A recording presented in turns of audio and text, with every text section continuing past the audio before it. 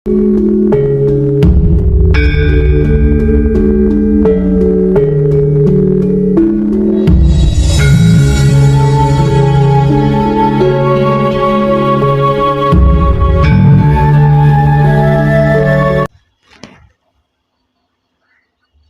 Web,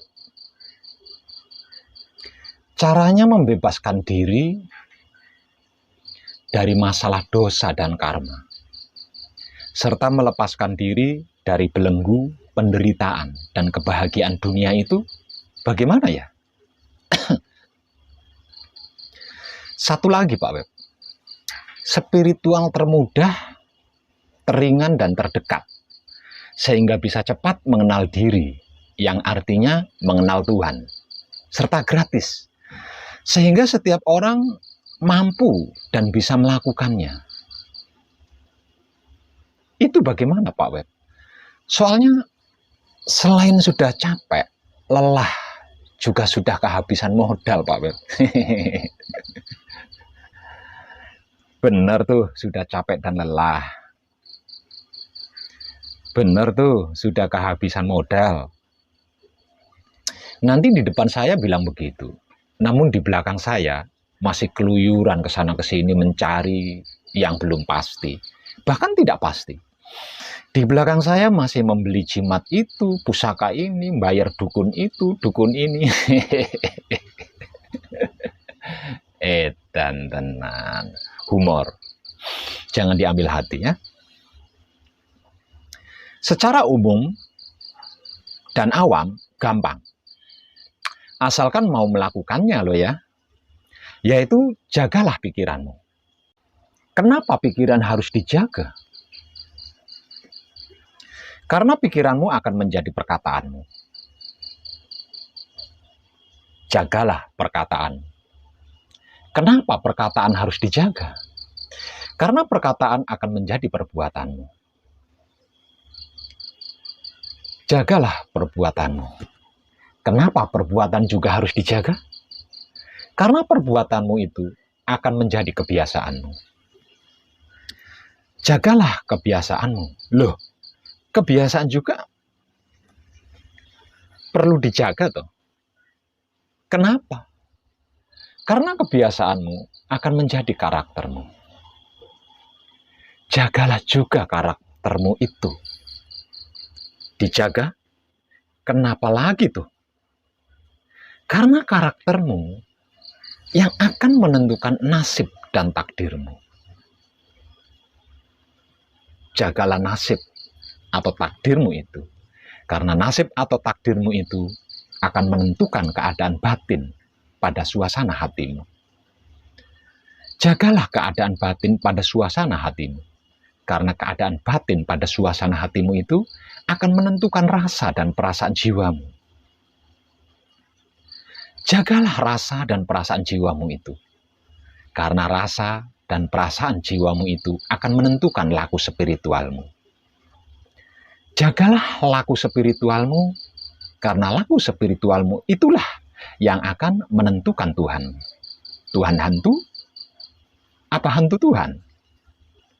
Tuhan-Tuhanan? Atau hantu-hantuan? Itu bergantung pada dan dari laku spiritualmu sendiri, bukan oleh apapun atau pada guru siapapun.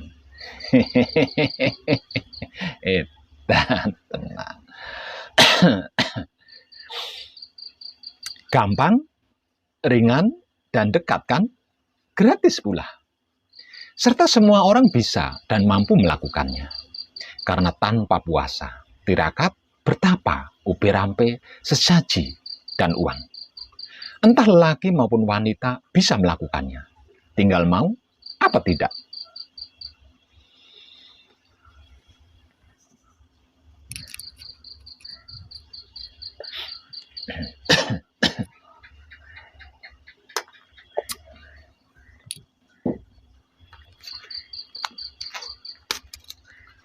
Kadangku,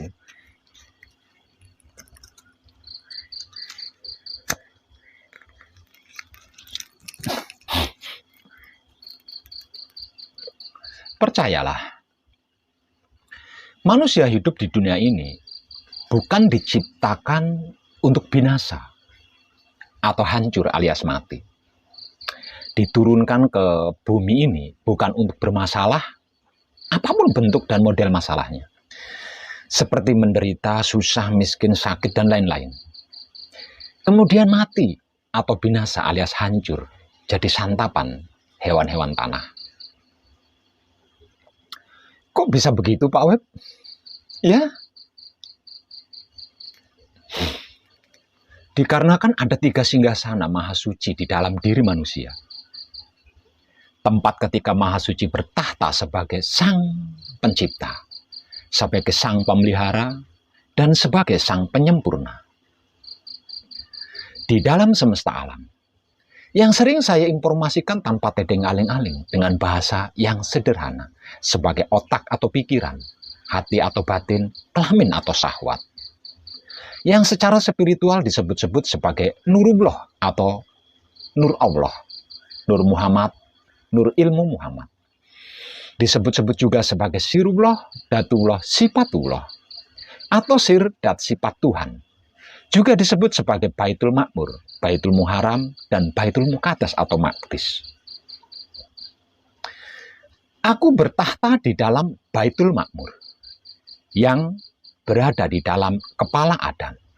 Apa yang berada di dalam kepala, kalau bukan otak atau pikiran, yang sering saya informasikan tanpa tedeng aling-aling? Aku bertahta di dalam Baitul Makmur, yang berada di dalam kepala Adam. Itu tempat kekuasaanku. Di dalam kepala atau ubun-ubun ada otak. Di dalam otak ada manik. Di dalam manik ada budi. Di dalam budi ada nafsu. Di dalam nafsu ada sukma. Di dalam sukma ada rasa. Dan di dalam rasa ada aku yang sedang mencipta. Aku bertahta di dalam Baitul Muharram yang berada di dalam dada Adam. Apa yang berada di dalam dada kalau bukan hati atau batin yang sering saya informasikan tanpa tedeng aling-aling? Aku bertahta di dalam Baitul Muharram. Itu rumah tempatku memelihara, berdiri di dalam dada Adam. Di dalam dada ada hati atau kolbu. Di antara hati atau kalbu ada jantung. Di dalam jantung ada budi. Di dalam budi ada angan-angan. Di dalam angan-angan ada sukma. Di dalam sukma ada rasa. Dan di dalam rasa ada aku yang sedang memelihara. Aku bertahta di dalam Baitul Muqaddas atau Maqdis. Itu merupakan tempat suciku, berada di dalam kelamin Adam. Apa arti maksud daripada kelamin kalau bukan kontol atau penis? Yang sering saya informasikan tanpa tedeng aling-aling. Aku bertahta di dalam Baitul Muqaddas atau Maqdis. Itu merupakan tempat suciku, berada di dalam kelamin Adam. Di antara kontol atau penis ada peler atau pelir atau pringsilan. Di dalam peler atau pelir atau pringsilan ada nutfah atau mani atau peju. Di dalam nutfah atau mani atau peju ada madi. Di dalam madi ada wadi. Di dalam wadi ada manikem. Di dalam manikem ada rasa. Di dalam rasa ada aku yang sedang menyempurnakan. Lah, kalau manusia hidup itu mati binasa, lalu di mana? Dan kemana Maha Suci meletakkan 3 singgasananya ini? Ayo. Apa pindah-pindah gitu? Dari satu manusia hidup, kalau manusia itu mati, terus dipindah ke manusia lainnya yang masih hidup. Gitu. Sepertinya kok seperti seseorang yang sedang ngontrak di Jakarta gitu. Kalau kontrakannya habis atau rusak, terus pindah kontrakan. Gitu. Capek deh. 3 singgasana inilah yang merupakan potensi maha dasar bagi setiap diri manusia hidup.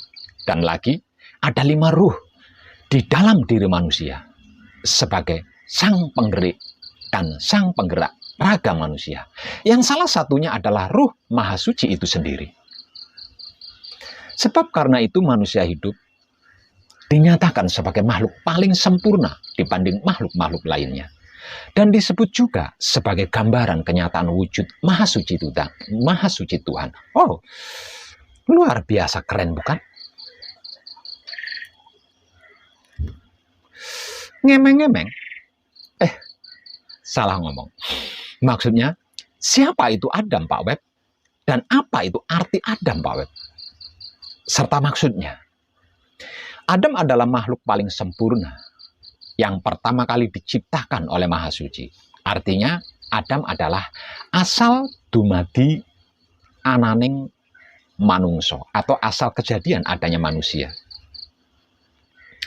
Maksudnya manusia asli yang diciptakan oleh Tuhan serta secara langsung dan pertama kalinya. Tidak melalui perantara seperti Hawa dan anak cucu Adam. Termasuk kita, manusia modern. Awal mula, Maha Suci menciptakan manusia yang kemudian dikenal dengan sebutan Adam. Yang berarti asal dumadi anane manungso. Atau asal kejadian adanya manusia. Sendirian. Tanpa apapun dan siapapun. Dengan maksud agar supaya seisinya alam semesta ini ada yang menjaga, memelihara, dan mengelolanya. Dan makhluk yang kemudian disebut sebagai Adam ini dirancang atau didesain, dibuat atau dicipta sesuai rupa Maha Suci itu sendiri. Artinya, tidak sama dengan makhluk-makhluk sebelumnya yang telah diciptakannya terlebih dulu. Bisa juga dikatakan Maha Suci menciptakan dirinya sendiri atau membuat patung seperti dirinya sendiri. Yang kemudian dimasuki ke dalam patung itu apapun yang Maha Suci miliki. Sebab tidak ada satupun yang bisa mampu menjaga, mengelola, dan memelihara isinya alam semesta ini, selain yang menciptakan isinya alam semesta itu sendiri.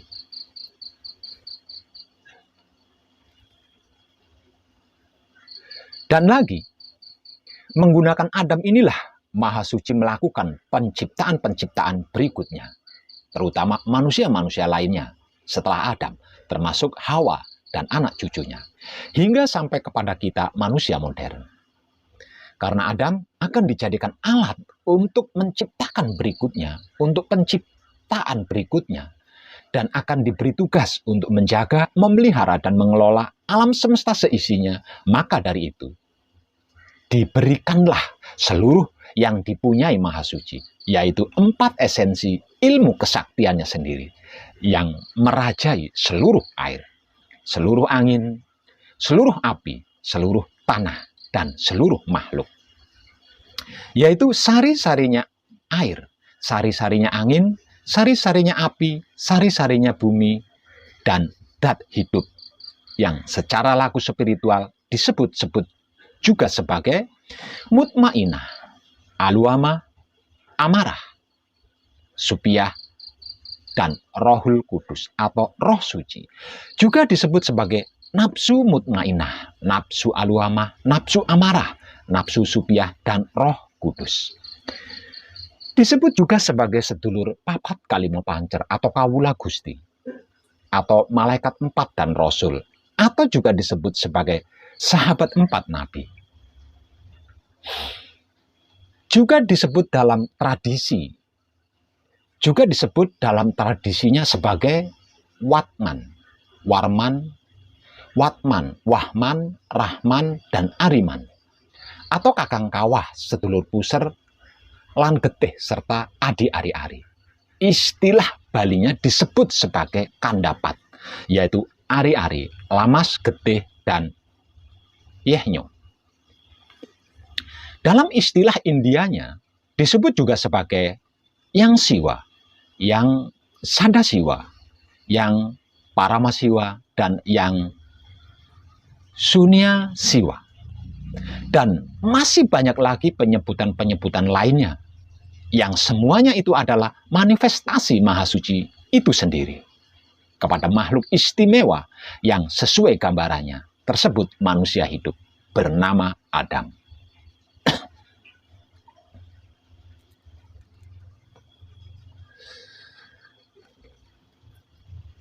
Tentang hal ini mungkin ada pertanyaan, siapa yang menciptakan manusia?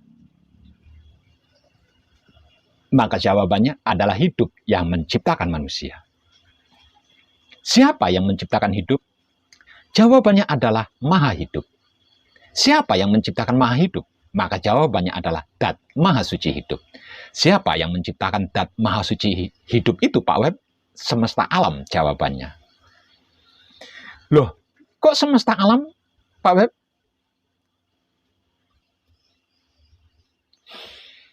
Semesta alam bisa menciptakan toh.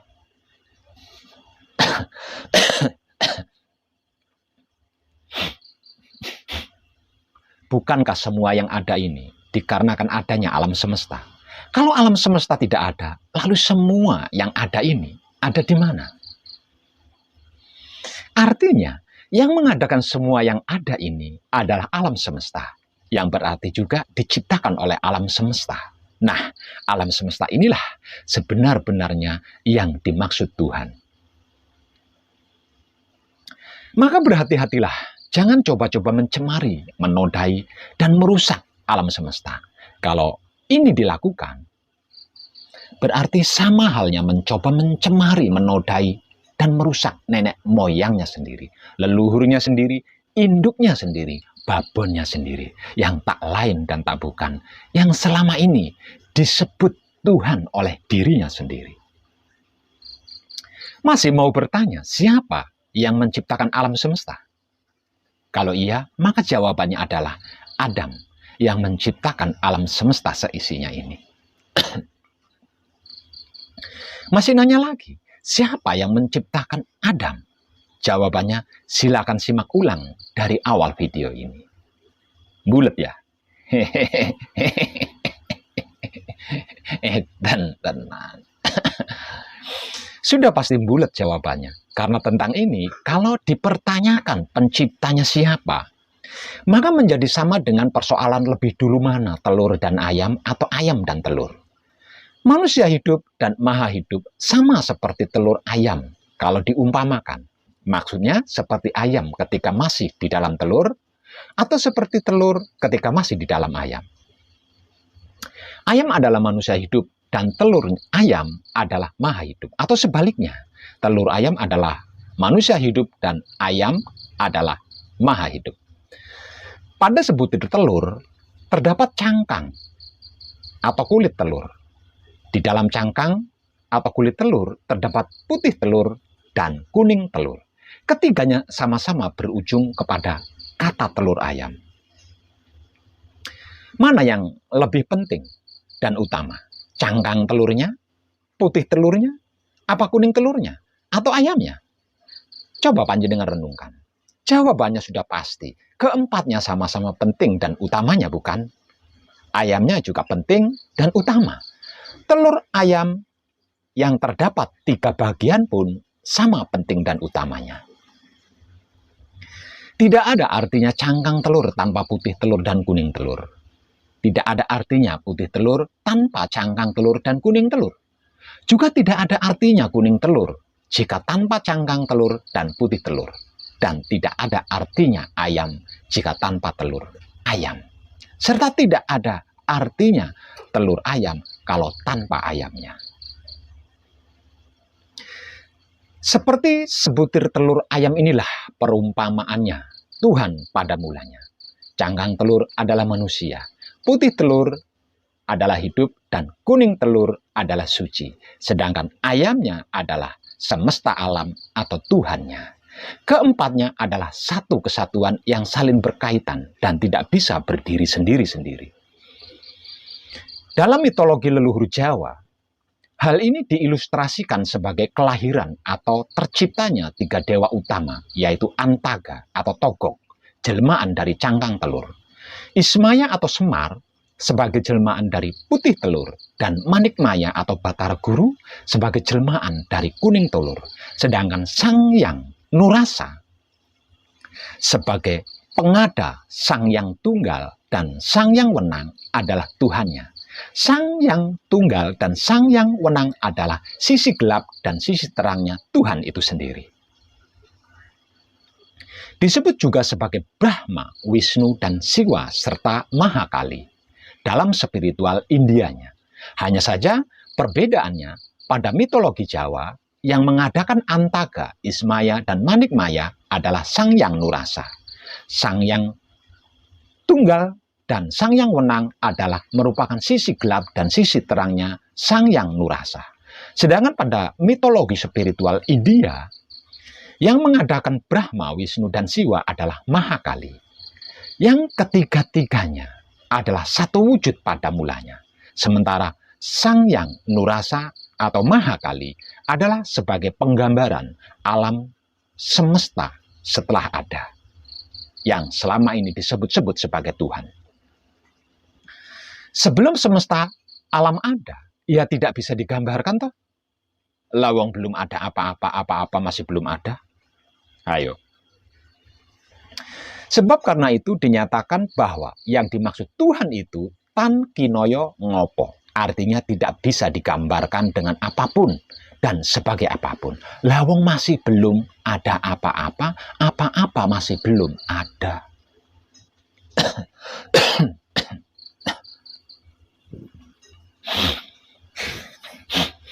Lalu yang disebut Tuhan yang mana? Apakah Antaga alias Brahma? Atau Ismaya alias Wisnu? Atau Manikmaya alias Siwa? Atau Sang Yang Nurasa alias Mahakali?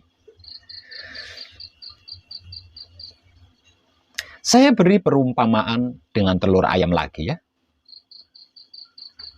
Disebut telur ayam kalau keempatnya manunggal menjadi satu kesatuan. Maksudnya, cangkang telur, putih telur, dan kuning telur masih utuh bulat di sarangnya bersama ayamnya. Dan kita melihatnya dengan mata kepala kita sendiri. Kalau tidak menjadi satu dengan ayamnya di sarang, apalagi tidak melihatnya dengan mata kepalanya kita sendiri, katanya tetangga misalnya, belum bisa disebut telur ayam. Misalnya telur itu di pinggir jalan atau di pelataran. Apalagi katanya teman. Itu belum bisa dikatakan telur ayam, karena bisa-bisa saja telur itu telur mentok atau telur burung yang merupai telur ayam kan? Klik tidak panjenengan tentang ini. Ini rumit loh.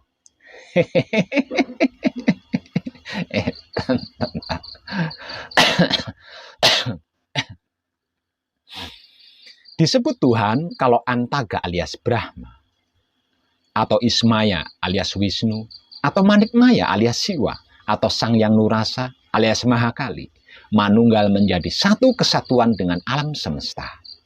Dan ketika keempatnya ini manunggal dengan alam semesta, maka semesta alam ini tidak gumelar, tidak ada wujudnya maksudnya. Juga tidak ada bumi dan semua yang ada di atas bumi. Tidak ada langit dan semua yang ada di bawahnya langit. Alias tidak ada apa-apa. Apa-apa menjadi tidak ada. Lah, itulah yang dimaksud Tuhan. Sebenar-benarnya Tuhan yang sesungguhnya, yaitu tidak ada apa-apa. Apa-apa tidak ada.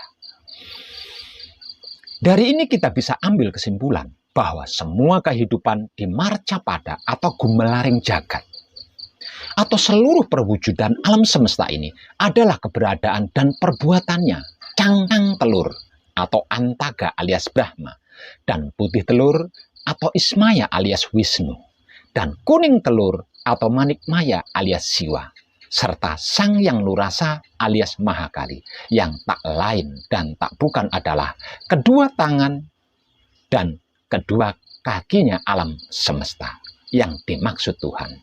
Klik lo ya. Dan tenang. Sama halnya seperti telur ayam tadi. Disebut telur ayam kalau ayam, cangkang putih dan kuningnya masih utuh bulat di dalam perut ayam. Kalau sudah keluar dan pecah, maka ayamnya sendiri, telurnya sendiri. Cangkang telurnya sendiri, putih telurnya sendiri, dan kuning telurnya juga sendiri. Belum telur ayam dan bukan telur ayam. Kalau begitu. Itulah perumpamaan termudah dari saya Wong Edan Bagu tentang manusia hidup dan maha hidup serta alam semesta atau wujud roh suci, maha suci dan semesta alam sebelum disebut Tuhan atau makhluk. Itulah yang pertama kali ada dan mengadakan apapun kemudian. Nah, ketika keempat hal ini manunggal menjadi satu, itulah yang disebut sebagai alam semesta atau semesta alam.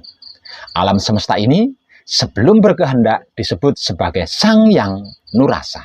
Dan Sang Yang Nurasa ini sebelum bergerak disebut sebagai Sang Yang Tunggal. Dan Sang Yang Tunggal ini sebelum bergerak disebut sebagai Sang Yang Wenang. Dan ketika keempat hal ini terpisah, berdiri sendiri-sendiri, itulah yang disebut sebagai gumelaring jagat atau dunia nyata atau dunia kasat mata. Yang seluruhnya berinti pada air, angin, api, dan tanah. Dan air, angin, api, dan tanah inilah sesungguhnya inti sari patinya, perwujudan alam semesta seisinya. Alias maha suci Tuhan yang saya maksud. Itu kalau ukuran luas dan besar. Kalau ukuran sempit dan kecilnya, air, angin, api, dan tanah inilah sesungguhnya inti sari patinya yang disebut manusia atau makhluk. Dan alam semesta atau Tuhan itu sendiri sebagai ruhnya. Keempat hal yang sudah saya uraikan dengan berbagai sudut pandang tadi, itulah yang dimaksud sebagai Sirullah, Datullah, Sipatullah, dan Wujudullah, atau Brahma, Wisnu, Siwa, dan Kali, atau Antaga, Ismaya, Manikmaya, dan Nurasa, untuk ukuran alam semesta. Untuk ukuran makhluknya sebagai air, angin, api, dan tanah, atau mutmainah, aluama, amarah, dan subyah, yang saya perumpamakan sebagai cangkang telur, putih telur, kuning telur, dan ayamnya tadi.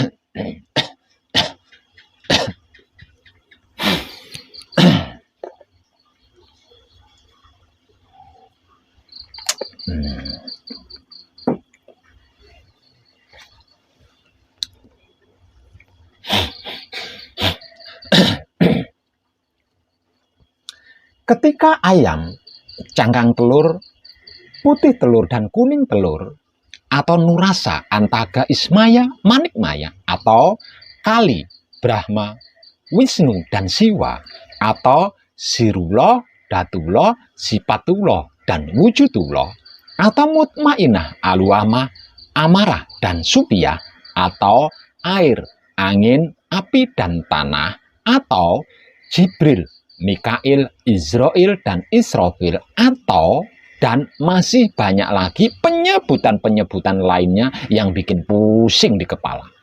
Saling mengenal satu sama lainnya. Maka mereka berempat akan saling menyadari siapa dan bagaimana masing-masing mereka. Dan ketika mereka berempat ini sudah saling menyadari, maka seketika itulah mereka berempat akan langsung sembah sujud tunduk kepada alam semesta atau semesta alam yang mengadakan mereka. Yang menjadikan mereka ada, yang tak lain dan tak bukan adalah pancernya mereka berempat, atau tubuhnya mereka berempat, atau sang empunya mereka berempat. Dan ketika mereka berempat ini tunduk sujud sungkem kepada pancernya, maka tersebutlah sebagai manembahing kawula Gusti. Artinya mereka berempat bersujud kepada alam semesta. Dan ketika mereka berempat ini sudah mau bersedia sujud kepada alam semesta, maka seketika itu pula mereka berempat langsung manunggal menjadi satu kesatuan dengan alam semesta. Dan ketika mereka berempat ini sudah manunggal menjadi satu kesatuan dengan alam semesta, inilah yang dimaksud manunggaling kawula Gusti. Dikarenakan mereka berempat sudah manunggal menjadi satu kesatuan dengan alam semesta, tiada lagi mereka berempat. Karena sudah menjadi satu wujud dengan alam semesta. Dan ketiadaan mereka berempat ini dikarenakan sudah menyatu dengan alam semesta. Nah, inilah yang dimaksud dengan leburing kawula Gusti. Artinya tidak ada lagi perwujudan alam semesta atau semesta alam dalam bentuk dan rupa apapun. Dikarenakan semuanya, segalanya seluruhnya sudah menjadi awal mula, maka disebutlah sebagai sampurnaning kawula Gusti. Sebab kawula Gusti sudah sampurno, sudah kembali kepada asal-usul sangkan paraning dumadinya, menjadi alam semesta seperti pada mulanya, yaitu tidak ada apa-apa, apa-apa tidak ada, selain alam semesta itu sendiri, dengan dua sisinya, yaitu gelap dan terang, dikarenakan yang hanya ada alam semesta dengan gelap dan terangnya, maka yang terjadi hanyalah kesempurnaan. Yang hidup sempurna, yang mati ya sempurna. Dan inilah yang dimaksud sebagai sampurnaning pati lan urip. Yang ada hanyalah kesadaran cinta kasih sayang alam semesta itu sendiri yang meliputi gelap dan terangnya sendiri. Nah, itulah yang dimaksud sebagai wahyu pancalaku, yang menjadi sikap aslinya wahyu pancagaib, yang sudah saya uraikan tanpa tedeng aling-aling dengan menggunakan bahasa paling sederhana dan beberapa sudut pandang tadi. Dengan ini, walaupun baru melalui perkataan yang keluar dari mulut sadar saya, Wong Edan Bagu, kita sudah sama-sama mengerti, memahami, dan mengetahui diri kita ini siapa, dari mana, untuk apa, dan hendak kemana. Kan? Artinya, kita sudah sama-sama kenal diri. Diri kita ini apa, siapa, dan bagaimana, yang berarti juga kita sudah sama-sama mendapatkan jawaban dari 4 pertanyaan spiritual, yaitu siapa aku, dari mana aku, untuk apa aku, dan hendak kemana aku. Jawabannya yang sudah saya uraikan dari tadi, tanpa tedeng aling-aling, dengan menggunakan bahasa paling sederhana, sehingga kita sama-sama bisa dikatakan sudah mengenal diri, walau baru katanya Wong Edan Bagu. Dan tenang.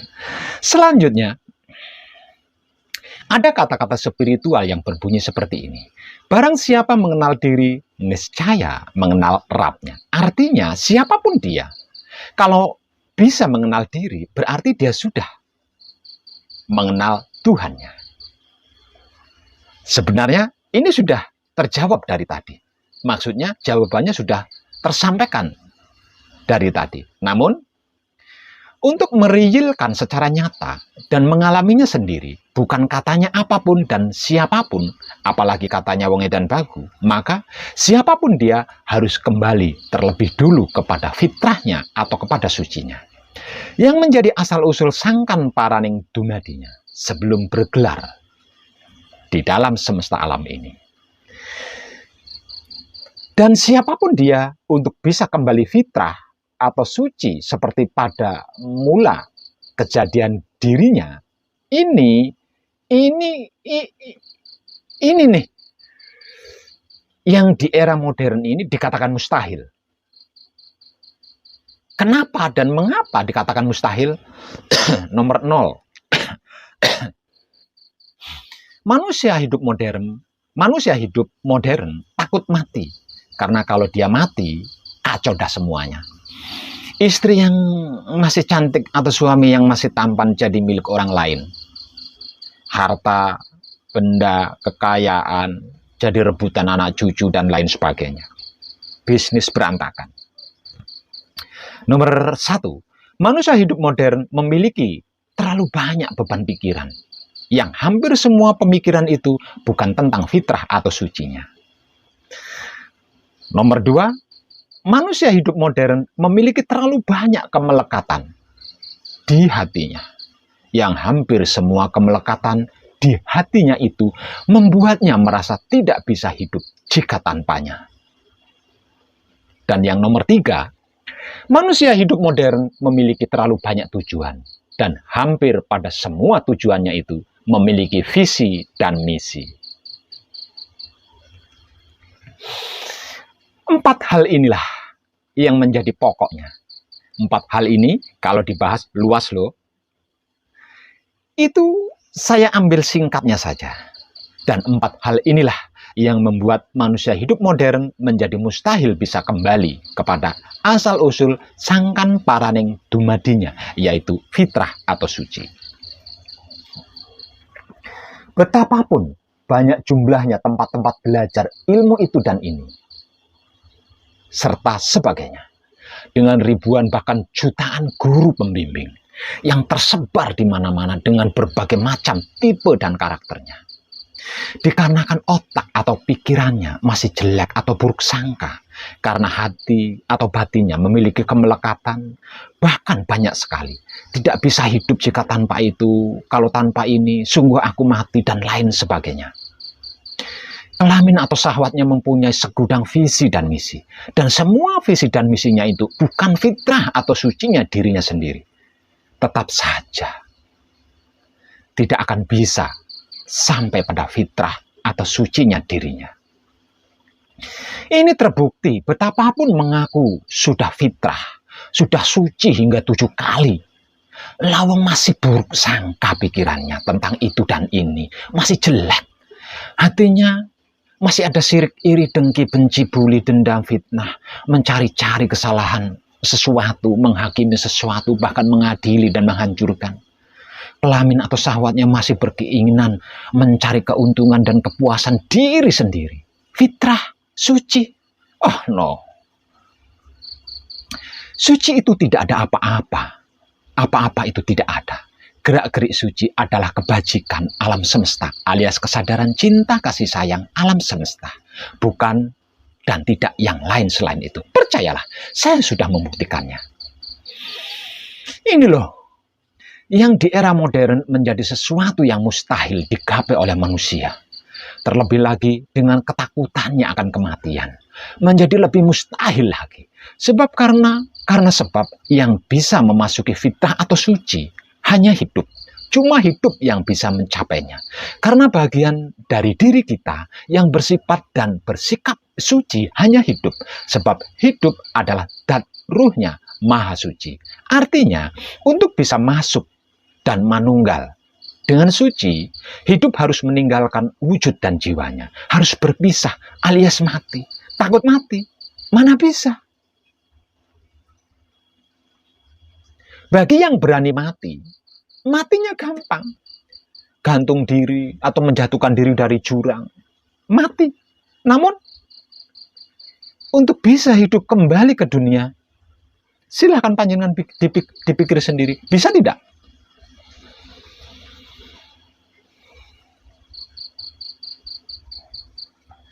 Padahal, selagi belum pulang kampung, belum bisa fitrah atau kembali suci, pada asal-usul sangkan paraning dumadinya, mati itu sudah barang pasti dan bisa datang kapanpun. Edan tenang.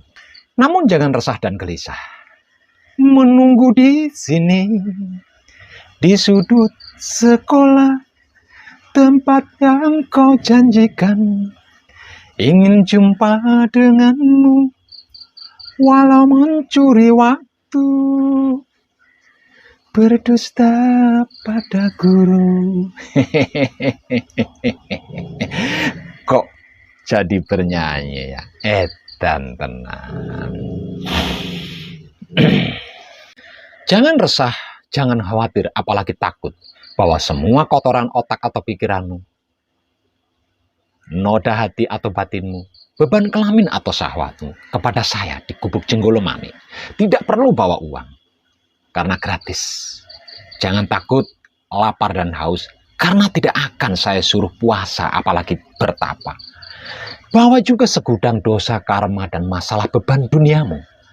Akan saya tanggung semuanya itu dengan rela hati, asalkan panjenengan mau bertobat, yang artinya